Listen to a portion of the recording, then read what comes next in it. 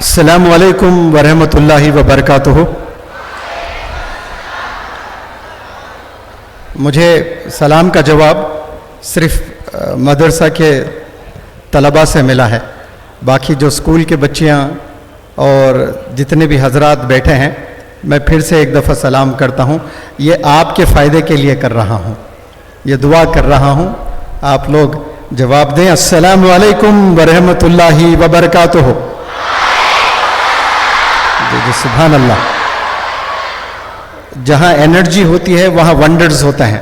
मैं एनर्जी पे 2-3 घंटे के लेक्चर्स देता हूँ, सिर्फ एक वर्ड पर, एनर्जी पर। लेकिन आज इंशाअल्लाह तलबा को एड्रेस करूँगा। उससे कबल मैं मुबारकबाद पेश करता हूँ इस खूबसूरत कैंपस के इनाग्रेशन के मौके पर। हम सबको यहाँ पर इनवाइट किया गया। JU ग्रुप ऑफ इंस्टीट्यूशंस से जुड़े हर फर्द, बिलखुसूस प्रेसिडेंट जनाब यूनुस मोहम्मद साहब और हम सब के अज़ीज़ जामे मस्जिद के ख़तीब डॉक्टर मौलाना मुफ्ती इमरान मखसूस साहब और जितने भी ट्रस्टीज़ हैं, वेल विशर्स हैं, डोनर्स हैं और स्टेज पर तशरीफ़ फरमा द वेरी एलीट पर्सनालिटीज़ और ख़ूबसूरत नौजवान तलबा हैं और VVIPs मेरे सामने बैठे हैं। मैं कोशिश करता हूँ, जो 17 साल से मैं पढ़ा रहा हूँ और लेक्चर्स दे रहा हूँ, हिंदुस्तान के 22 से 24 स्टेट्स में मेरे लेक्चर्स हुए हैं और 19 स्टेट्स में मैंने बाकायदा पर्सनालिटी डेवलपमेंट वर्कशॉप्स कंडक्ट किए हैं। एक दिन का कोई लेक्चर देना होता है, वो बहुत आसान होता है। But I visited about 19 states across the nation and I made my stay over there for over a month conducting personality development workshop. मुझे हिंदुस्तान के हर रीजन, हर रिलीजन नौजवानों के कैफियत से मैं बखूब वाकिफ़ हूँ कि कौन से स्टेट के नौजवान बच्चियाँ कैसे हैं एजुकेशन में, कैरेक्टर वाइज। मैंने ज़बरदस्त स्टडी किया है। मैं उस पर भी थोड़ी रोशनी ज़रूर डालूँगा इंशाअल्लाह। I am so very happy to see you all wonderful students gather here today at this auspicious occasion, specially on the inaugural function of this beautiful campus. मैं जितने स्टूडेंट्स हैं उनसे अपील करता हूँ, थोड़ा आपके ब्लड सर्कुलेशन में इजाफा हो जाए तो थोड़ा खड़े होकर के फिर बैठ जाए तो जो सुस्ती होती है वो चले जाती है। एक दफ़ा इंसान जब खड़े होता है फिर बैठता है ना, तो वो एनर्जी वापस आ जाती है। Please stand up for a while with all energy. All students VIPs बैठे रहें। मैं आप लोग से गुजारिश करता हूं कि 3 दफ़ा बैठें और खड़े हो जाएं, फिर इंशाअल्लाह मैं जम के बात करूंगा। One more time everybody give it try, come on, very good, right. इसके बाद यकीन जाने आपकी जो सुस्ती, नींद वगैरह जो होती है सब चले जाएगी इंशाअल्लाह। Wonderful, बहुत उम्दा। Be seated, everybody, be seated and be quiet as well. खामोश। मेरे टॉक से पहले मैं एक चीज आप लोग के इल्म में ले आता हूं, फिर उसके बाद मेरा मोटिवेशनल टॉक में देता हूं। एक टेनिस गेम होता है, पता है आप लोग को? हाथ ऊपर करे जो जानते हैं टेनिस। हाँ जी, जो सानिया मिर्जा खेलती है, हिंदुस्तान का नाम रोशन किया है।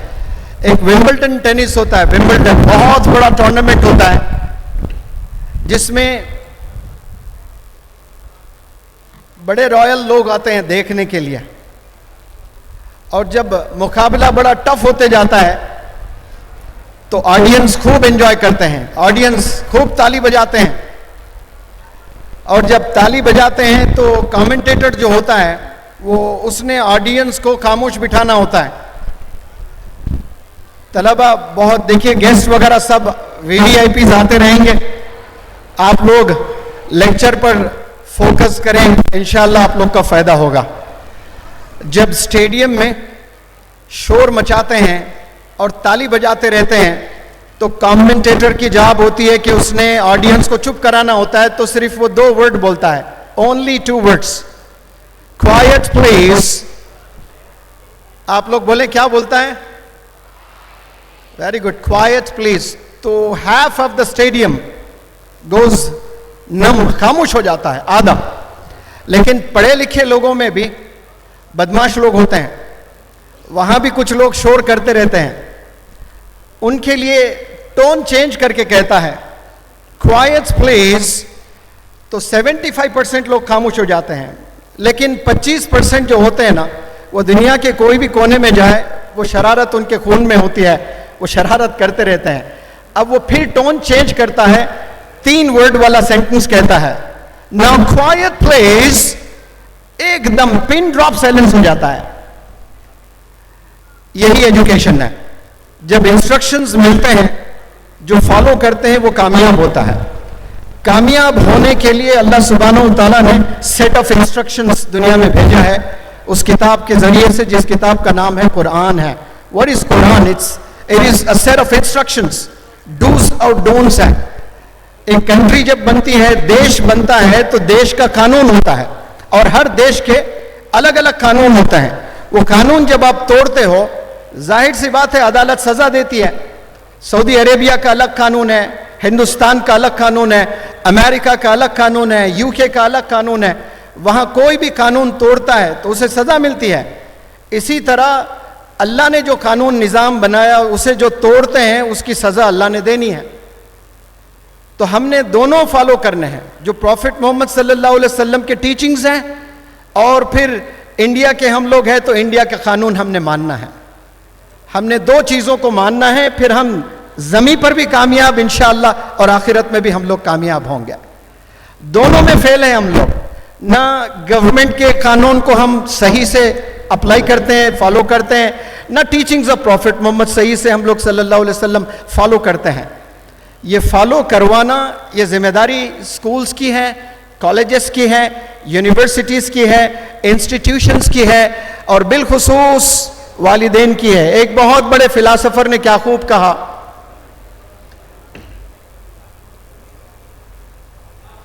The one who is educated at school, pay heed to my words please, one who is educated, या फिर one who is only educated at school is an uneducated. वो बंदा जो सिर्फ तालीम स्कूल में पाता है वो एजुकेटेड नहीं है। जो तालीम वालिदैन से पाता है, जिसको तरबियत कहते हैं, उसे एजुकेटेड बोलते हैं। केमिस्ट्री में महारत पाना, नीट में रैंक ले आना, JEE में टॉप 10 में आना, ये एजुकेशन नहीं है, ये अचीवमेंट है। आपने मेहनत की और कुछ अचीव किया है, you are not educated. Educated होने के लिए इंसान को बहुत से क्वालिटीज़ पाने होते हैं, जो समाज से सीखने होते हैं, जो गवर्नमेंट से सीखने होते हैं, जो नीबर से सीखने होते हैं, जो सोसाइटी से सीखने होते हैं, जो कम्युनिटीज से सीखने होते हैं, आपके सराउंडिंग में जो लोग हैं उनसे सीखने होते हैं। ये सिर्फ स्कूल की जिम्मेदारी नहीं है एजुकेटेड करना है। We are under true misconception कि ये एजुकेशन स्कूल में होता है। एजुकेशन में सब्जेक्ट्स पढ़ाए जाते हैं, लेकिन बियॉन्ड स्कूल जो सिलेबस है वो असल सिलेबस है, वहीं से इंसान की तरबियत होती है।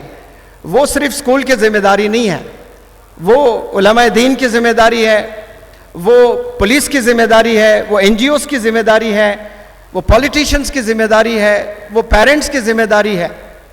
बहरहाल वक्त निकल ना जाए और मेरी बात कहीं रह ना जाए, मैं टॉपिक पर स्ट्रेट अवे आता हूँ। एक कार जो सस्ती अगर खरीदनी है किसी ने, तो मिनिमम 1 लाख रुपए उसने स्पेंड करने होते हैं, और महंगी कार आप लेने जाएं तो 10 करोड़ की भी अवेलेबल है, 20 करोड़ की भी अवेलेबल है, 25 करोड़ की भी अवेलेबल है, हत्ता कि 50 करोड़ की भी कार है। But if you see the similarity between these 2 cars, one that is worth 1 lakh and the second that is worth 50 crores, एक 50 करोड़ की कार है और एक 1 लाख की कार है, और दोनों में आप अगर देखें सिमिलैरिटी, तो दोनों में 4 पहिए होते हैं, 4 व्हील्स होते हैं, 4 व्हील्स। ये बिलखुसूस ये जो टॉक दे रहा हूं मैं नेक्स्ट 3-5 मिनट्स के लिए, ये स्टूडेंट्स के लिए नहीं, बल्कि ये स्कूल मैनेजमेंट्स के लिए ये मैं टॉक दे रहा हूं। पहले 5 मिनट जो अभी मैं बात करूंगा कि एक स्कूल को बेहतर बनाना है तो वो स्कूल कैसे बेहतर हो सकता है, ये बहुत सारे लोग को पता नहीं होता है। लोग समझते हैं कि स्कूल चलाना सिर्फ मैनेजमेंट का काम है या टीचर्स का काम है। मैं रोशनी डालता हूं, गौर से सुने। एक कार के 4 व्हील्स होते हैं, 4 टायर्स होते हैं, भले वो कार 1 लाख की हो या 50 करोड़ की हो। इसी तरह एक स्कूल चलाना है आपने, school is also run on 4 wheels. As how the car runs on 4 wheels, in the same manner a school runs on 4 wheels. The wheel number is wheel of management. Management ने visionary होना है, hard working होना है, determined होना है, first to come last to go होना है। Management जो जिम्मेदार है स्कूल का, वो सबसे पहले स्कूल में उस बंदे ने तशरीफ ले जाना है। सबसे आखिरी में स्कूल से अगर कोई जा रहे हैं तो वो मैनेजमेंट हेड बंदा होना होता है। First to come last to go, इतना विजन होना चाहिए बंदे के पास में, डेडिकेशन होना चाहिए, डिटर्मिनेशन होना चाहिए। ये मैनेजमेंट के पास ये विजन है तो वो स्कूल चला सकते हैं। अगर सिर्फ खालिस पैसों की नीयत से कोई स्कूल चलाते हैं तो बच्चों को अच्छे नंबरात से पास तो कर सकते हैं, अच्छे टीचर्स को हायर करके अच्छे लीडर्स नहीं बना सकते हैं, अच्छे इंसान नहीं बना सकते हैं। सिर्फ पढ़ाकर अच्छे मार्क्स बच्चों से स्कोर करवा सकते हैं, that is not the real achievement, that is in fact not the big achievement. अगर कोई स्कूल में सब बच्चे 90% ले आते हैं और बच्चे में कोई अखलाक नहीं है, वो बच्चे पेरेंट्स को रिस्पेक्ट नहीं करते हैं, वो बच्चे गरीबों को रिस्पेक्ट नहीं करते हैं, वो बच्चे ऑटो ड्राइवर्स को रिस्पेक्ट नहीं करते हैं, जो ऑटो ड्राइवर्स 10 साल से उस बच्चे की खिदमत कर रहे हैं। बाप की जिम्मेदारी वो ले आकर छोड़ें स्कूल, लेकिन ऑटो ड्राइवर ले आकर छोड़ रहा है। और आपका कम्युनिकेशन ऑटो ड्राइवर से कैसा है, ये बताता है कि आपकी तरबियत कैसे होती है, आपका रियल एजुकेशन आपको मिला है कि नहीं मिला है। तो ये मैनेजमेंट सिर्फ स्कूल नहीं चलाता है, बहुत से जिम्मेदारियां और भी दूसरे लोग उठानी होती है। तो पहला व्हील ऑफ मैनेजमेंट। दूसरी जो जिम्मेदारी है, दूसरा जो व्हील है, वो है व्हील ऑफ टीचर्स। टीचर्स ये बहुत इंस्ट्रूमेंटल रोल अदा करते हैं। हल्की सी रोशनी डालूंगा, वरना इस पे 2-3 घंटे में लेक्चर्स देता हूं। 3-4 तरह के टीचर्स होते हैं, और भी बहुत से होते हैं, लेकिन मैंने जो सर्वे किया है, पहला जो टाइप होता है वो सैलरी ओरिएंटेड टीचर्स। हिंदुस्तान में 60 से 70% जो टीचर्स हैं वो सैलरीज के लिए काम करते हैं। जैसा एक लेबर जाता है, उसने 200, 300, 400 कमाना ज़रूरी होता है, क्योंकि बीवी, वालिदैन, बच्चे 5-6 लोग घर में होते हैं, तो उन्हें खाना खिलाना होता है, उन्हें शेल्टर देना होता है। तो उस लेबर ने जाकर काम करना होता है, बारिश में, गर्मियों में। इसी तरह टीचर्स बाय चॉइस या बाय चांस अगर उनसे पूछते हैं हम, तो मेजॉरिटी ऑफ देम बताएंगे कि भाई ये हमारी चॉइस नहीं थी, बाय चांस आ गए, कहीं जॉब हमें लगी नहीं तो हमें ये अपनाना पड़ा है। तो वो ज़बरदस्ती इस फील्ड में आ जाते हैं। कुछ तो ख़वातीन सास के चेहरे से बचने के लिए स्कूलों में जाकर पढ़ा रही होती हैं। मैं ये कहाँ सासू माँ का 8-8 घंटे दिन में चेहरा देखूं, इसके बजाय स्कूल में जाकर पढ़ा लेती हूँ। और वो शौहर कहता है, सास बहू की झगड़ा देख देख कर तुम टाइम पास क्यों नहीं कर लेती, कोई स्कूल में जॉब कर ले, घर में अगर बोर हो रहा है। तो शौहर कह रहा है कि टाइम पास के लिए आप जॉब करो स्कूल में जाकर, बच्चों का मुस्तकबिल से खेर नहीं रही है वो 2 कपल, एक कपल मिलकर बच्चों के मुस्तकबिल से खेर रहा है। घर में अगर बोर हो रहा है तो तुम कोई स्कूल में पढ़ा क्यों नहीं ली होती, टाइम पास हो जाएगा आपका। ऐसे कॉन्सेप्ट को लेकर कितने टीचर्स काम कर रहे हैं। They play very instrumental role. Teachers, wheel of teachers. ये टीचर्स के बहुत से क्वालिटीज होते हैं। मैं बच्चों से बात करने आया हूं, टीचर से नहीं, लिहाजा 3rd व्हील पर मैं जाता हूं, wheel of parents. Wheel of parents. Parents का विजनरी होना, डिसिप्लिन्ड होना, ये बहुत माना रखता है। पहले 7 साल जो लड़का अपने वालिदैन को देखता है और जो बाकी 60 साल अगर जीता है वो बच्चा, तो 50% उसका जो नेचर है, उसका जो कैरेक्टर है, वो पहले 7 इयर्स में ही आ जाता है उसमें। क्यों? पहले 3 साल तक तो बच्चा बात नहीं करता है, वो सिर्फ देखता है। और जितने साइंटिस्ट इस दुनिया में पैदा हुए हैं, इन्वेंट किए हैं, जितने इन्वेंशंस हुए हैं, वो ऑब्जर्वेशन से हुए हैं। अल्लाह ने हमें आंख दी है और हम बहुत सारी चीजें देखते हैं। आज से 100-150 साल पहले न जाने कितने करोड़ों लोग इस दुनिया में अपनी आंख से परिंदों को उड़ते हुए आसमान में देखा, लेकिन किसी ने खास नजर से नहीं देखा। सब ने सिर्फ ऐसे ही देखा जैसे सब देख रहे थे। एक बंदे ने बड़ी खास नजर से देखा, उसको सीइंग नहीं बोलते हैं, उसको लुकिंग नहीं बोलते हैं, उसको ऑब्जर्वेशन कहते हैं। साइंटिस्ट की जो पहली सीढ़ी होती है वो ऑब्जर्वेशन से शुरू होती है। जो बंदा ऑब्जर्व करता है वो बड़ा फास्ट लर्नर होता है और वो डेप्थ में जाता है। They get into the profundity of the subject, they get into the depth of the subject. Observe नहीं करते हैं हम लोग, सिर्फ आंख से देखते हैं। और जिन बंदों ने ऑब्जर्व किया है उनके आउटकम्स बड़े वंडर्स रहे हैं, जिसको दुनिया इन्वेंशन कहती है। एक बंदे ने बड़े खास नजर से परिंदे को उड़ते हुए देखा तो उसने जहाज बना दिया है। तो ऑब्जर्व नहीं करते हैं, तो ये बहुत बड़ा मिस्टेक करते हैं स्टूडेंट्स, इसीलिए पीछे रह जाते हैं वंडर से और कामयाबी से। तो लेकिन पहले 3 साल ये बच्चे सिर्फ ऑब्जर्व करते हैं। मेरी बात को गौर से सुने सब लोग। ऐसा ऑब्जर्व करते हैं जैसे आइंस्टीन ने ऑब्जर्व किया, जैसे न्यूटन ने ऑब्जर्व किया, जैसे रुदरफोर्ड ने ऑब्जर्व किया, जैसे डॉक्टर एपीजे कलाम साहब ने ऑब्जर्व किया। जो साइंटिस्ट होता है वो जिंदगी ऑब्जर्वेशन में लगा देता है, तब जाकर वो चीजें इन्वेंट करते हैं। बिल्कुल इसी तरह हर छोटा लड़का, हर छोटी लड़की पहले 3 साल ऑब्जर्व करते हैं। और किन्हें ऑब्जर्व करते हैं? अपने वालिदैन को सुनते हैं, उनकी लैंग्वेज सुनते हैं, उनका कैरेक्टर देखते हैं, उनका गुस्सा देखते हैं। अगर कोई वालिदैन टेलीविजन ही देखते जा रहे हैं और वो बच्चा देख रहा है कि मेरे वालिदैन टीवी देख रहे हैं, तो वो बच्चा टीवी देखते हुए बड़ा होगा। जो वालिद घर में सिगरेट पी रहा है बेटे के सामने, वो कल तय है उसने भी पीना है। जो लड़का अपने बाप को, अपनी मां को मारते हुए देखता है, वो तय है वो कल होकर वो मारेगा ही मारेगा। एक एनुअल डे में एक प्रोग्राम चल रहा था, एक स्किट था, एक लड़का एक लड़की दोनों हस्बैंड वाइफ का रोल करना था। तो उसमें एक हस्बैंड वाला रोल छोटा बच्चा आ नहीं पाया उसके हेल्थ कंडीशंस की वजह से, लेकिन वो स्किट करना जरूरी था। तो दूसरे बच्चे को फटाफट ट्रेनिंग दिए और स्टेज पर भेज दिए, जाओ रोल अदा करो हस्बैंड का। तो वो डायलॉगबाजी चल रही थी दोनों में। अचानक वो लड़का लड़की को जबरदस्त मार दिया है। वो लड़की रोने लगी। ऑडियंस ने समझा कि ये रोल में, ये कैरेक्टर में है ऐसा, और ज्यादा रोने लगी। फिर टीचर्स आकर वो बच्ची को लेकर गए। बाद में उस बच्चे से पूछे कि तूने मारा क्यों?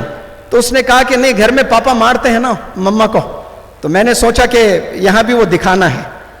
तो जो बाप भी अपने बेगम के साथ करता है, हस्बैंड, वो बच्चा रोज देख रहा होता है, गाली दे रहा है बाप, तो उसने करना ही करना है तय। तो सबसे बड़े टीचर्स इस दुनिया के कहीं हैं बच्चों के, तो वो आपके वालिदैन हैं। They play very instrumental role.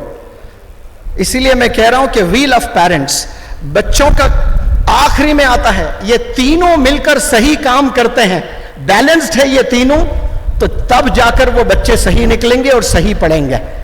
अब ये चौथा रोल है बच्चे का। बच्चा कामयाब होना है तो बच्चा कामयाब होने से पहले ये तीनों ने कामयाब होना है। एग्जाम बच्चों का लिया जाता है, ये तीनों का एग्जाम नहीं लिया जाता है। मैं तो कहता हूं कि नया एजुकेशन सिस्टम होना चाहिए, ये तीनों का इम्तिहान लेके ये वाकई काम कर रहे हैं कि नहीं कर रहे हैं। हमने तो बहुत से इम्तिहान ले लिए बच्चों के स्कूल में हर साल।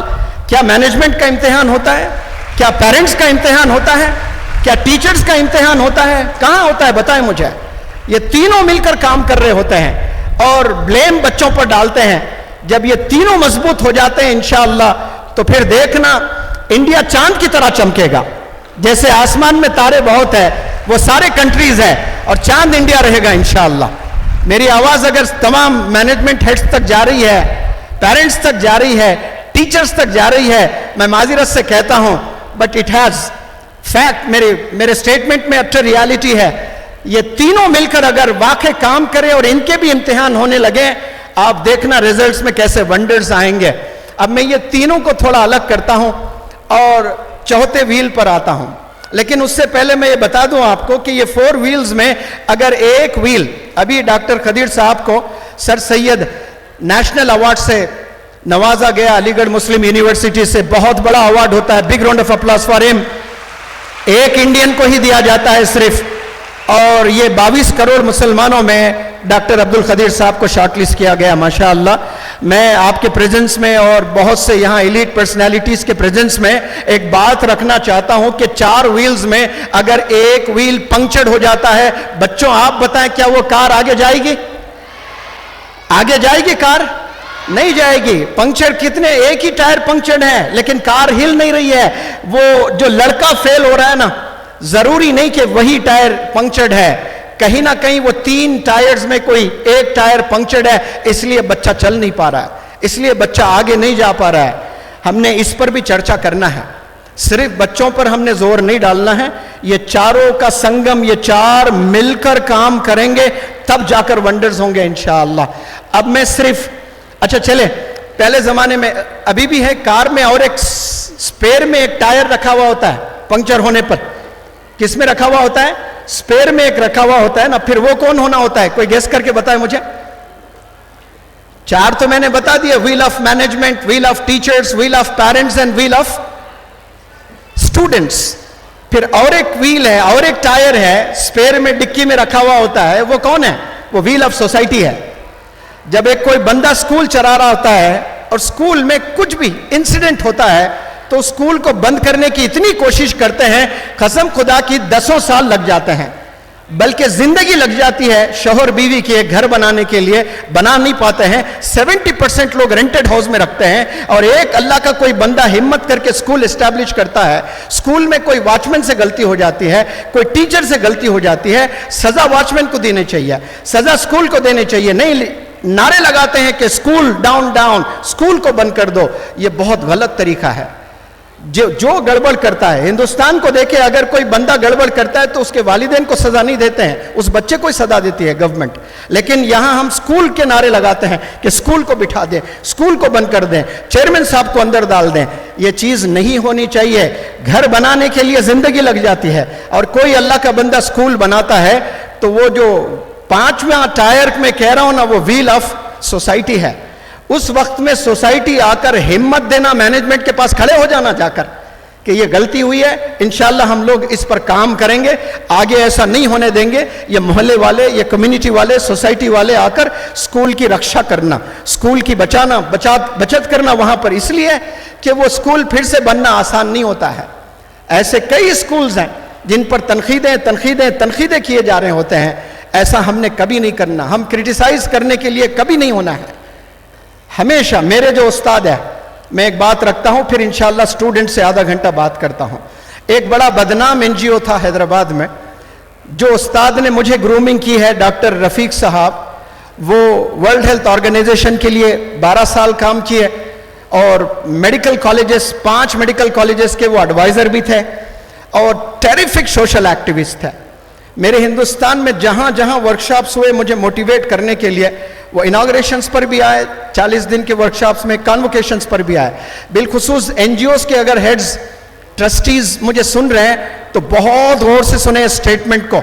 एक एनजीओ बहुत बदनाम था पैसों के मामले में, गबन के मामले में, बड़ा ही बदनाम था और मेरे उस्ताद सारे एनजीओस में जाकर काम करते थे।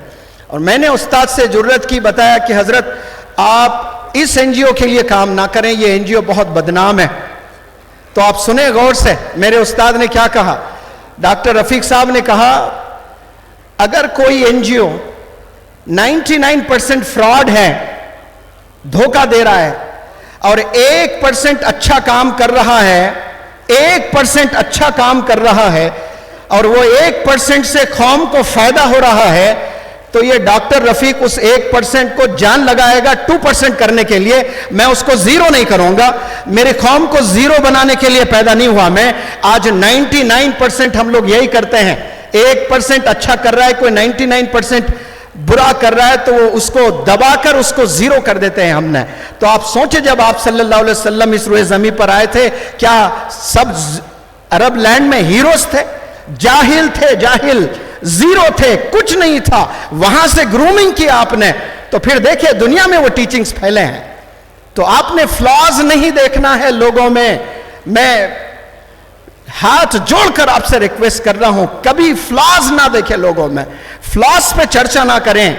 बल्कि इस्लामिक टीचिंग्स ये बताती हैं कि फ्लॉज पर पर्दा डाल दें, लोगों के आयत पर पर्दा डाल दें तो अल्लाह सुब्हानहू तआला आप पर पर्दा डालता है। लेकिन ये सोशल मीडिया का ज़माना, हर चीज़ लाकर हम सोशल मीडिया पर डाल देते हैं, बिना सोचे, बिना तहकीक किए, कुछ भी उसमें ऑथेंटिसिटी नहीं होती है, सीधा सीधा हम डालते हैं। ये सोशल मीडिया का ज़माना है। एक सब्जेक्ट सोशल मीडिया का स्कूल में गवर्नमेंट ने इंट्रोड्यूस करना ज़रूरी है, वरना प्राइवेट मैनेजमेंट ने करना ज़रूरी है। ये कमेंट्स, लाइक्स, बेफजूल चीज़ें पोस्ट नहीं करना चाहिए। ये टीचर्स की जिम्मेदारी है, ये मैनेजमेंट की जिम्मेदारी है। तनकीदें, क्रिटिसिज्म कितना करते हैं, अपने पैर हम खुद खींचते रहते हैं, आगे बढ़ने नहीं देते हैं। ये एक चैप्टर का होना बहुत ज़रूरी है। यहाँ बहुत स्कूल हेड्स भी आए हुए हैं, इसीलिए मैं टीचर्स से, मैनेजमेंट से भी इल्तिजा करता हूँ कि बच्चों को ये भी तालीम दें। आप बच्चों को फ़ोन से रोक नहीं सकते, सोशल मीडिया से रोक नहीं सकते। बेवकूफ़ हम अगर रोकने की कोशिश करें, we can not stop them. वो लोग ने रहना ही रहना है सोशल मीडिया में, लेकिन कैसे रहना है इसकी तालीम हमने देना है, कैसे हैंडल करना है इसकी तालीम हमने देना है। फोन से दूर नहीं रख सकते। You can not keep children away from social media, you can not keep away from mobile phones. Handle कैसे आपने करना, इसकी ट्रेनिंग, इसकी टीचिंग देना है, बहुत जरूरी है। तो मैं पॉइंट पर आता हूं, जो फोर्थ व्हील पर मैंने बात की, स्टूडेंट्स को। कितने लोग कामयाब होना चाहते हैं? Raise your hands please. माशाअल्लाह, सारे बंदों ने हाथ उठाया है, बहुत उम्दा। मेरा रिसर्च, मेरा तजुर्बा कहता है 7 चीजें चाहिए कामयाब होने के लिए। कितने? 7। एक दफा बोले जोर से। वंडरफुल। 7 चीजें होना बहुत जरूरी है। सबसे पहला इरादा होना, इरादा करना इंसान कि मुझे करना है कुछ। And I can say with firm conviction, Hindustan में 140 करोड़ लोग में 25 करोड़ बच्चे रोज स्कूल जा रहे होते हैं। 25 करोड़, करीब 15 लाख स्कूल्स हिंदुस्तान में हैं, और उन 15 लाख स्कूल्स में 24 से 25 करोड़ बंदे रोज स्कूल जा रहे होते हैं। मैं पूरे तजुर्बे के साथ कह रहा हूं, वो 25 करोड़ में 15 crore, they have no idea why they are going to school. If you go and ask all those 15 crore school children why they get up early in the morning and they go to school and spend about 6 to 8 hours, they have no answer at all. वो क्यों जा रहे हैं उन्हें बिल्कुल नहीं पता। उन्हें इस वक्त, आज के तारीख 25 अक्टूबर 2025, आज उनसे पूछें, बताएं उन्हें कि आपके पास चॉइस है। अगर आप चाहें तो आप स्कूल क्विट कर सकते हैं। ये 24 करोड़ बच्चों को ये ऑप्शन दे दें। गवर्नमेंट ऑफ इंडिया अगर ये ऑप्शन दे रही है कि आप पर जबरदस्ती नहीं है, आपने पढ़ना है पढ़े, ना पढ़ना है ना पढ़े। कोई जबरदस्ती करता है पेरेंट तो उसको जेल होगी। कोई सोशल एक्टिविस्ट अगर जबरदस्ती करता है एजुकेशन पर, उसको जेल होगी। कसम खुदा की देखना, 15 से 20 करोड़ बच्चे क्विट कर देंगे एजुकेशन से। उन्हें मालूम नहीं ना, इसका सिग्निफिकेंस नहीं पता है, इसका इंपॉर्टेंस नहीं पता है बच्चों को। वो रोबोट्स की तरह जा रहे हैं, स्कूल आ रहे हैं। एक लेबर जाता है, 400-500 रुपए कमा कर आता है। एक सब्जी बेचने वाला जाता है, वो 400-500 रुपए रोजाना कमा कर घर ले आता है। लेकिन एक बच्चा स्कूल 6 घंटे जाता है, और जब वो वापस आता है ना, आप देखें, he comes back home or they come back home empty minded, and it is not happening for a day, it is happening all through the week, all through the month, all through the year। और ऐसा 10 साल हो रहा है। 10 साल तक बंदा रोज school जा रहा है, 6-6 घंटे बिता रहा है, और 10 साल के बाद वो मैथ सब्जेक्ट में फेल होता है। मुझे बताएं, फेल होने के लिए क्या 10 साल मेहनत करने की जरूरत है? मेहनत कर रहे हैं बच्चे, 10 साल स्कूल जा रहे हैं, 10 साल स्कूल में बैठ रहे हैं, 10 साल के बाद जाकर फेल हो रहा है। एक गूंगे अंधे को ले आकर स्कूल में बिठाए, वो भी फेल हो जाएगा, और आप भी फेल हो रहे हैं। इसका मतलब आपका इरादा ही नहीं है, आपका इंटेंशन ही नहीं है। सबसे पहला राज कामयाबी का इरादा है, इंटेंशन है। और इरादे में भी मुसम्मम इरादा होना है। कौन सा इरादा? मुसम्मम इरादा, यानी तय करना कि डू और डाई, बाय हुक और क्रुक, मुझे करना तो करना, तब जाकर वो कामयाब हो सकता है। लेकिन याद रखें, सिर्फ इरादे से कामयाबी नहीं मिलती है, इरादे के साथ बेहतरीन इदारा भी हमने तलाश करना है। बड़े किस्मत वाले वो तलबा है जिन्हें अच्छा इदारा मिलता है। इदारा यानी इंस्टीट्यूशन, स्कूल, कॉलेज, मदरसा, यूनिवर्सिटी, ये जितने हैं दुनिया में सब विजनरी नहीं हैं, सब बेहतरीन नहीं हैं। इसीलिए मैं कह रहा हूं, जब हम कपड़े लेते हैं ईद के, गरीब से गरीब बच्चा भी बेहतरीन बाजार जाता है, 4-4 जोड़े देखता है, ट्रायल करता है, दोस्तों से कंफर्म करता है कि ये लूं कि नहीं लूं। फिर वो बाद में पता चलता है कि लास्ट ईयर मैंने यही कलर लिया था, इस बार कोई दूसरा कलर लेता हूं, चलो और एक शॉप जाते हैं। इतनी मेहनत करता है, एक कपड़ा जो मुश्किल से 1-2 साल पहनता है। जब आपने जिंदगी बनानी है, अपना करियर आपने संवारना है, तो बेहतरीन इदारा तलाश करना ये पेरेंट्स की भी जिम्मेदारी, ये स्टूडेंट्स की भी जिम्मेदारी होती है। तो इरादा सिर्फ है आपके पास, मैंने डॉक्टर बनना है, मैंने इंजीनियर बनना है, मैंने यूपीएससी क्रैक करना है, मैंने साइंटिस्ट बनना है, तो नहीं बनेंगे। अच्छा इदारा भी मिलना बहुत ज़रूरी है। हर तालिब इल्म याद रखें, हर स्टूडेंट डॉक्टर एपीजे कलाम नहीं होता है जो हालात से लड़कर वंडर्स करता है। अच्छे इदारे बनाते हैं तलबा को।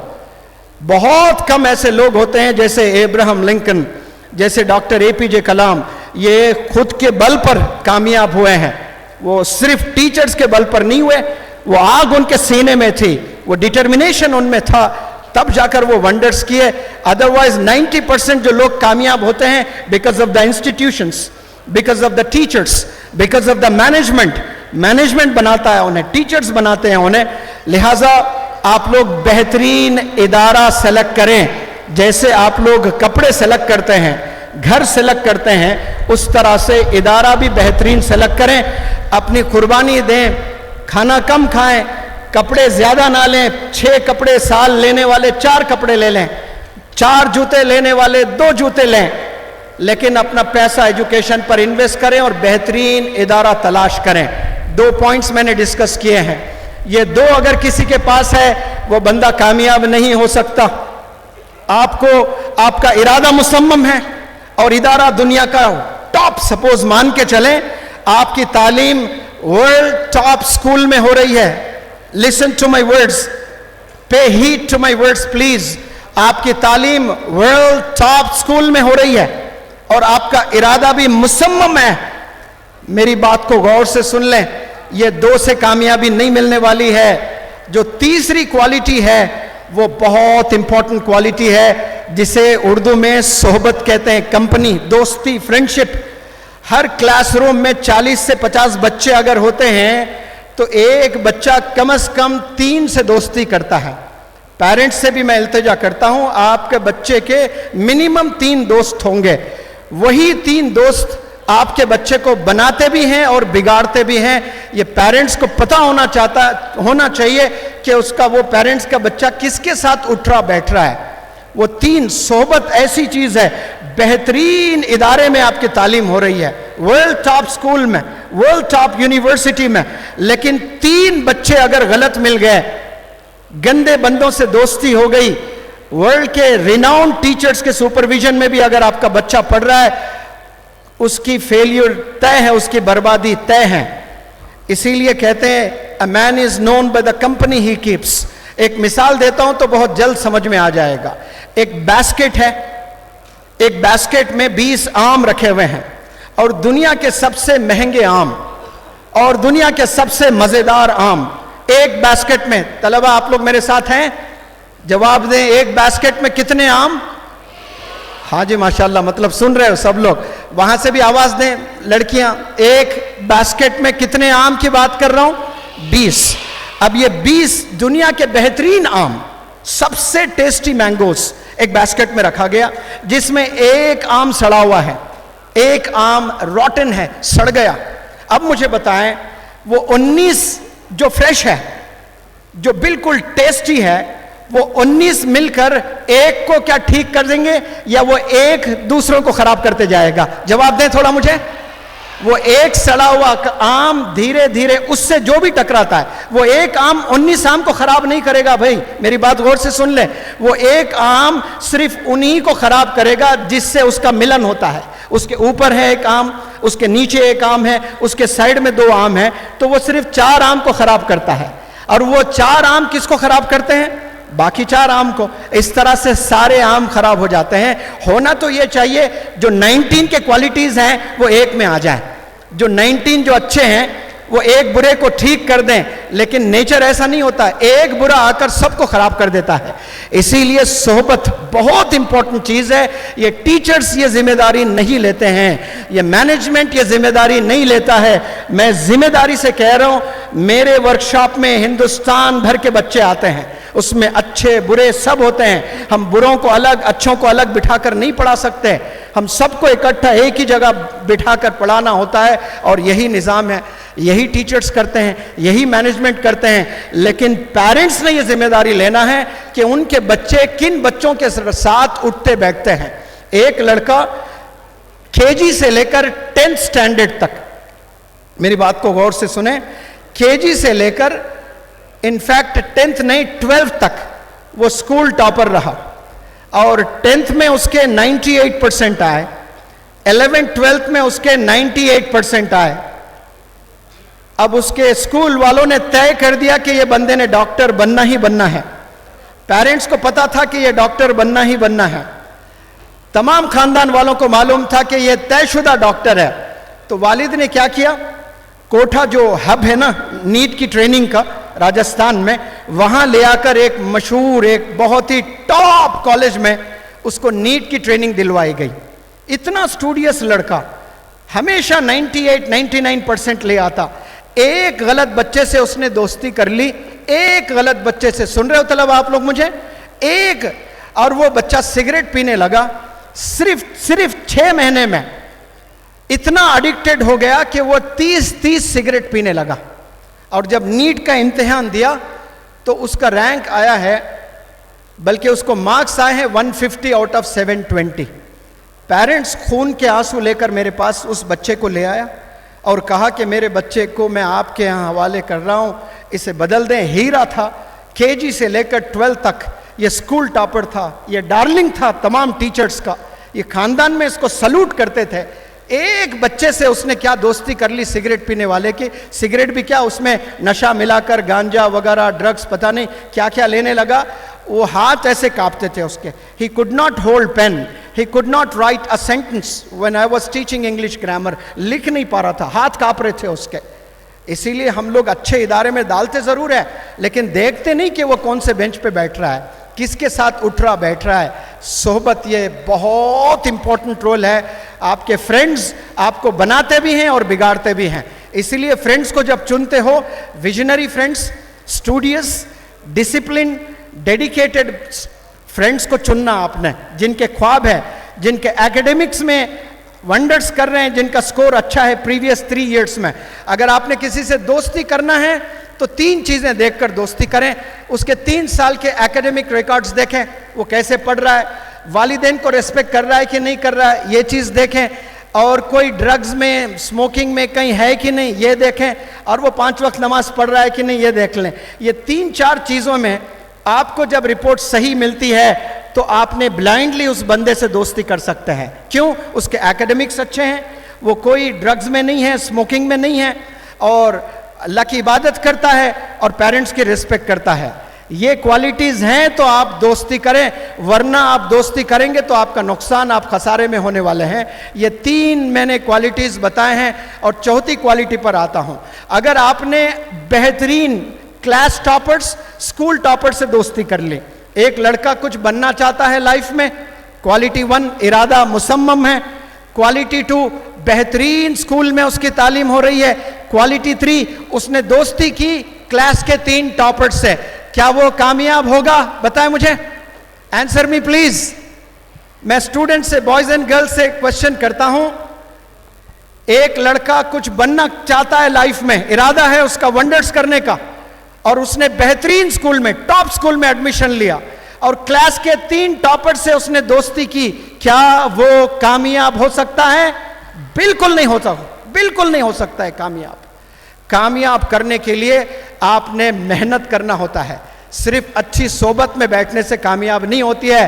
कर मेहनत, खा नेमत। अल्लाह ने कहा आप सिर्फ वहां बैठे रहेंगे, थोड़ा इल्म ज़रूर मिलेगा, गुनाहों से बचेंगे आप, इल्म में पुख्तगी नहीं आएगी, उसके लिए आपने मेहनत करना है। You have to work very hard with them. वो जैसा मेहनत करते हैं वैसा आपने भी मेहनत करना है। आप सिर्फ अच्छी सोबत में बैठने से आपको एकेडमिक्स में अच्छे स्कोर्स नहीं करने वाले हैं। आपने मेहनत करना है, और मेहनत में याद रखें पैशन का होना बहुत ज़रूरी है। मेहनत लेबर भी करता है, उसमें पैशन नहीं होता है, मजबूरी से करता है वो।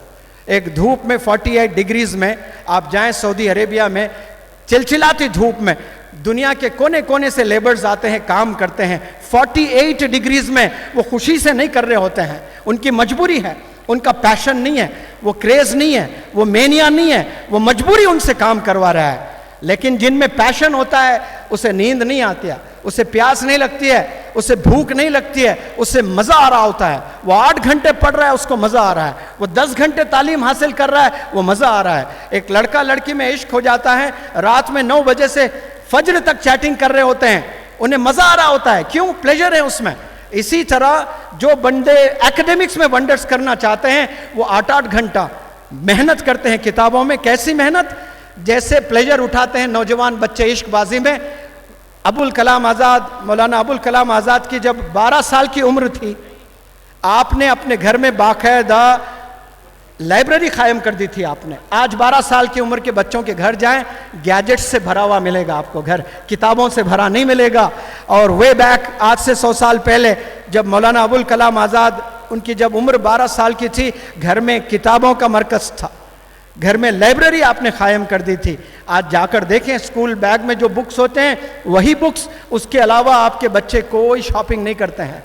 आप कोई स्कूल गोइंग चाइल्ड को 10,000 रुपए दें और कहें जाओ आज़ाद है, आप जो खरीदना चाहते हैं खरीदो, कसम खुदा की 99% स्कूल गोइंग चिल्ड्रन कोई किताब नहीं खरीदेगा जाकर, वो गैजेट्स खरीदेंगे। उन्हें 1 लाख रुपए दीजिए, वो 1 लाख अपने गैजेट्स में ही इन्वेस्ट कर देंगे। उन्हें 10 लाख रुपए दें, वो आईफोन खरीदेगा, वो बाइक खरीदेगा, वो कपड़े खरीदेगा, वो महंगे शूज खरीदेगा, वो महंगी घड़ी खरीदेगा, वो महंगा चश्मा खरीदेगा, कोई किताब नहीं खरीदेगा। किताब से कामयाबी मिलती है। अल्लाह ने इस दुनिया को कामयाब करने के लिए किताब भेजा है, सिर्फ टीचर नहीं भेजा है। टीचर के साथ आपने किताब भी भेजा जिसका नाम है कुरान। तो किताबों से जो दोस्ती कर लेता है वो वंडर्स करता है। आप दोस्ती फोन से कर रहे हो, आप दोस्ती गैजेट से कर रहे हो, आप दोस्ती मैकडॉनल्ड्स से कर रहे हो। मैकडॉनल्ड्स आपको स्कूल से अच्छा लगता है, KFC आपको कॉलेज से अच्छा लगता है, तो फिर जाकर वहां वेटर की तरह काम करना पड़ेगा आपको। आप मैकडॉनल्ड्स चलाने वाले बने, बिजनेस करने वाले बने, तब जाकर आपको कामयाबी मिलेगी। वरना याद रखें मेरा ये 4th पॉइंट, मेहनत करना बहुत ज़रूरी है। और 5th पॉइंट भी मैंने रख दिया, मेहनत में पैशन का होना बहुत ज़रूरी है।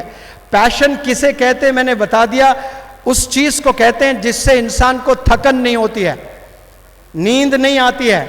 एक बहुत बड़े आलिम दीन IAS ऑफिसर बने, और हिंदुस्तान का नहीं बल्कि दुनिया का एक टफ एग्जाम्स में से एक एग्ज़ाम है UPSC एग्ज़ाम। पहले थोड़ा आसान हुआ करता था, लेकिन अब जो हिंदुस्तान हुकूमत, गवर्नमेंट ऑफ इंडिया जो एग्ज़ाम कंडक्ट करती है UPSC, ये वर्ल्ड एग्ज़ाम्स जितने होते हैं कॉम्पिटिटिव एग्ज़ाम्स, उसमें one of the tough exams है। एक आलिम दीन, कुर्ता पजामा दाढ़ी टोपी वाला बंदा, ये बंदा UPSC क्लियर किया। और मैं इंडिया इस्लामिक कल्चरल सेंटर में 12 साल 40 दिन के पर्सनालिटी डेवलपमेंट वर्कशॉप्स कंडक्ट किए दिल्ली में। वहाँ पर 4 से 5 चीफ मिनिस्टर्स ने मुझे ऑनर किया, education ministers, US ambassadors, British high commission, बड़े बड़े VIPs मेरे प्रोग्राम को देखने आया करते थे दिल्ली में अंटिल 2019, कोरोना से पहले। तो हमेशा कोई ना कोई टॉप VIP आता, 1 घंटा बैठकर वो लेक्चर पर्सनालिटी डेवलपमेंट का सुनकर, as a guest not as a student, वो बैठकर फिर वो आधा घंटा तलबा को लेक्चर देकर जाते थे।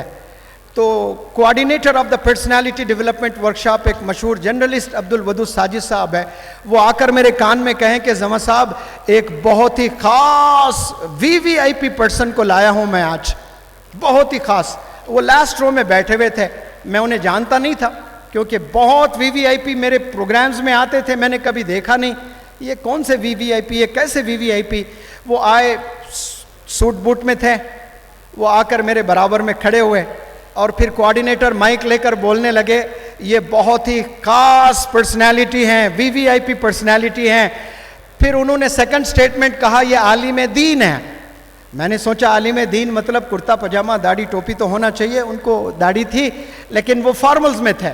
मैंने सोचा ये कैसे खास हुआ है, लेकिन जब उन्होंने सेकंड स्टेटमेंट कहा कि अभी ताज़ा ताज़ा आपने यूपीएससी क्रैक कर कर आए हैं, तो सारे तलबा ग्रेजुएट्स थे 300, सब खड़े होकर क्लैप करने लगे। उसके बाद उन्होंने लेक्चर दिया।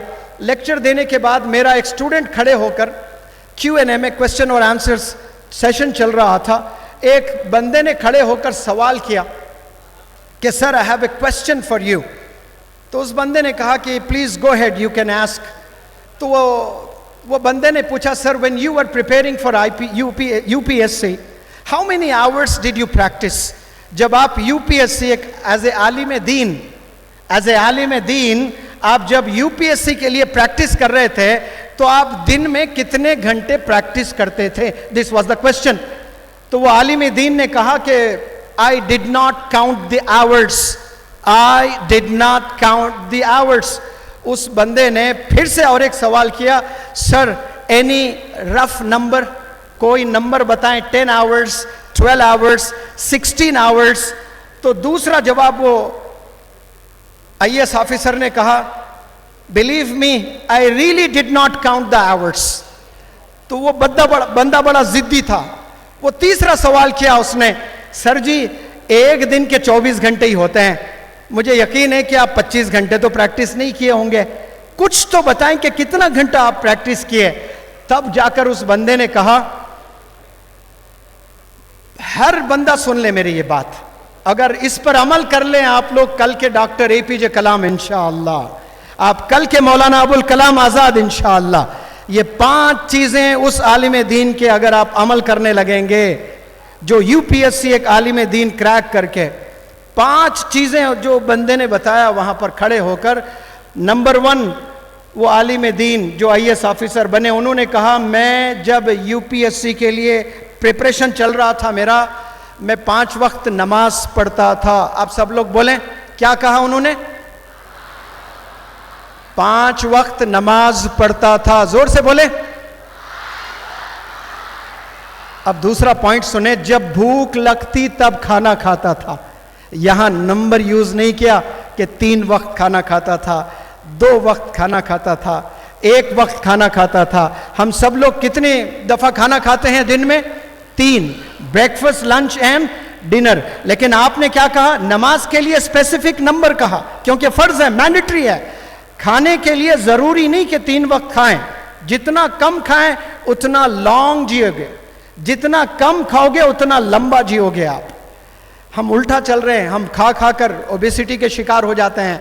तो उस बंदे ने कहा, बहुत गौर से सुने, जब भूख लगती तब मैं सो जाता। और तीसरा उन्होंने कहा, मैं जब थक जाता तो थोड़ी देर आराम कर लेता। वहां भी नंबर नहीं कहा उन्होंने कि मैं 3 घंटे रोज सोता था, 4 घंटे रोज सोता था, या 6 घंटे कोई डॉक्टर ने कहा तो मैं 6 घंटे आराम करने लगा। नहीं, ऐसा नहीं कहा उन्होंने।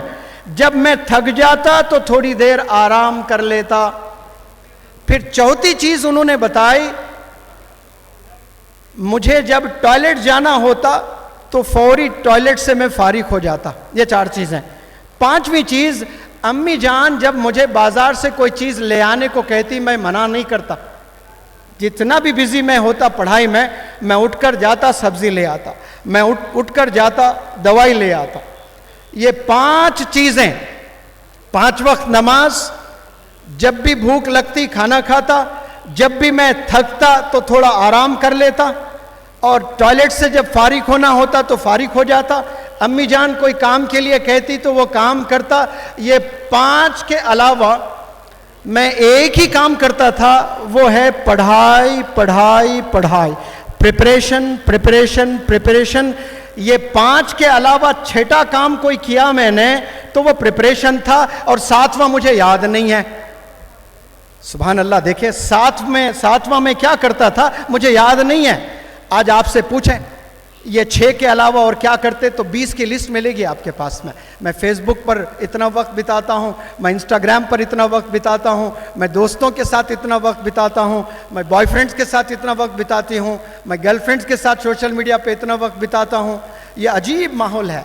विजनरी लोग, डिटरमिन्ड जो लोग होते हैं वो दुनिया की परवाह नहीं करते हैं, वो गोल ओरिएंटेड होते हैं, वो अपने गोल पर ही चिपके हुए रहते हैं, वो डिटरमिन्ड होते हैं, वो डेडिकेटेड होते हैं, वो डिसिप्लिन होते हैं, तभी जाकर कामयाब होते हैं।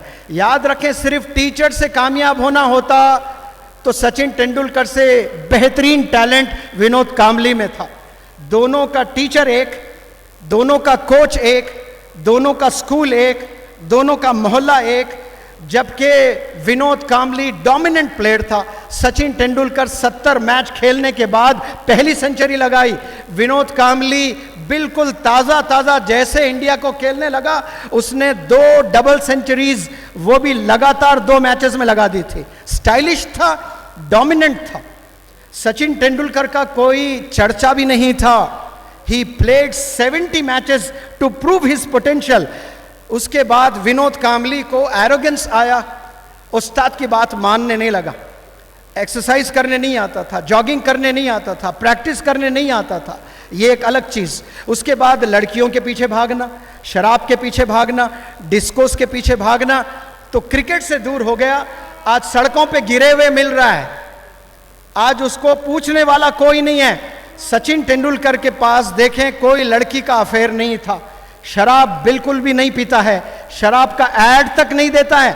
आप देखें जो बॉलीवुड के दीवाने शाहरुख खान, सलमान खान आप लोग कहते हैं, ये लोग ऐड करते हैं शराब का, जो अल्कोहल हराम है उसका ऐड करते हैं। जो सचिन तेंदुलकर शराब से दूर, सिगरेट से दूर, लड़कियों से दूर। तो ऑस्ट्रेलिया का बेहतरीन क्रिकेटर मैथ्यू हेडन कहता है, if cricket is religion then Sachin Tendulkar is God. अगर क्रिकेट एक रिलीजन होता तो सचिन भगवान होता। ये कमिटमेंट सचिन तेंदुलकर में था, ये डिसिप्लिन सचिन तेंदुलकर में था, ये hard working ability Sachin Tendulkar में था। तो उसने 18,000 कुछ रन बनाए, 100 सेंचुरीज उसने बनाए।